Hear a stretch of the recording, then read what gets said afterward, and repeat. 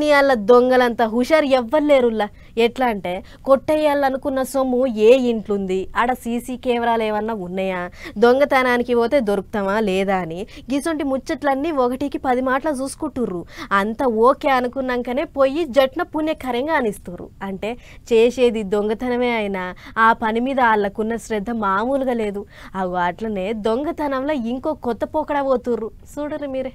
ఈ ఈడంగా బురకాలు వేసుకొని ఏదో మునిగిపోయే పనున్నట్లు దన్న పోతున్న మహిళా మనులను చూస్తుర్రు కదా, గీళ్ళే ఆ దొంగలు. అచ్చంపేట టీచర్ కాలనీలుండే ధరణి అనే గీ అక్కను బెదిరించి 12 తులాల బంగారం ఎత్తుకుపోయిర్రట. అయితే ఈ అక్కోళ్ళ సారు అటేటో పని మీద బయటికి పోయిండట. మరి బంగారం కొట్టేయాలని ఎప్పటి నుంచి రెక్కి చేసిర్రో ఏం పాడో. ఆయనతో ఇంటి ఆయన బయటికి వెళ్ళింది చూసి ఈ ఇద్దరు ఆడలేడీసు సీదా 3 అంతరాలున్న వీళ్ళ ఇంటికి వచ్చిర్రు. మేడం మేడం మాకు రూమ్ కిరాయి కావాలి అని అడిగి మాటల్లా దింపబోయి.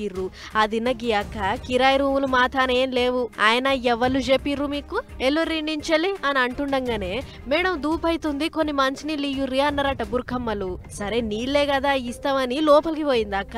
అంతే ఇదే సందనుకున్న దొంగలు చక్కగా ఇంట్లో వచ్చి అక్కను బెదిరిచ్చుడు పెట్టిర్రు. వచ్చింది సార్, వచ్చి వాటర్ కావాలని వచ్చిర్రు. ఇంకా నేను లోపలికి వచ్చిన వాళ్ళ బంగారం కోసం వచ్చింది సార్. లేడీస్ ముస్లిమ్స్ అంతే. వాళ్ళకు ఎక్కడ జాబ్ చేసుకునే కలవకుర్తనే వచ్చినామంటారు. 4 గాజులు మొన్ననే కొన్నాడు మలబార్లో. అవి 5 తులాలు ఉంటాయి సార్ ఈ 4 గాజులు. గదన్నట్లు బంగారు గాజులు, నల్లపూసల గొలుసు, ఇంకా అవోటి ఇవోటి మొత్తం 12 తులాల మాసరా అందుకొని అవతల పడ్డారు. అయితే వచ్చిన ఆడి దొంగలు కూడా మొగోళ్ళ తీర్లనే ఇస్తవా సస్తవా అని దమ్కి ఇచ్చిర్రట. అందుకే బంగారం పోతే పోయింది, పానం ఉంటే చాలు అని అనుకొని బంగారం ఇచ్చి బతుకుర్రి అన్నదట అక్క.